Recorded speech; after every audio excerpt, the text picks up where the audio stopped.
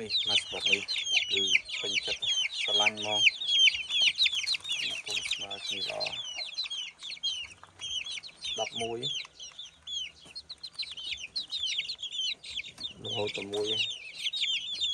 1សល់10គ្រាប់ពេញសាច់ហើយល្អខ្លាខ្លំហើយមើលរៀងមើលរៅវាស្អាតហើយរៀងមើលរយ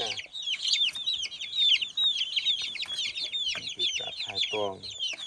ដល់វ៉ាក់សាំងដល់វីតាមីន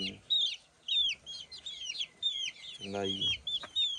បូកផ្សំជាមួយនឹងកំពូលកម្ដៅយើងថែទាំលើនេះគឺជោគជ័យមន់ខ្លាខ្លំមន់ល្អហើយគឺវាមន់មានកម្លាំងមានសុខភាពល្អ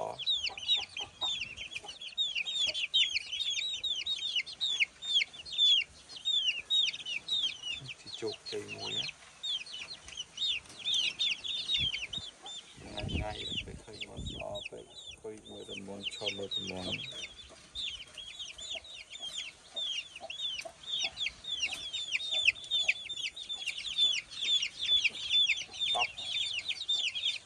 11យើងអត់ដឹងថាឈឺអីដំឡើងងាប់មួយអត់មានសកប់អត់មានឈឺអីទេដឹងជន់គ្នាដឹងថាយ៉ាងណាហើយឈ្មោះល្អហ្មងរៀងលយស្អាត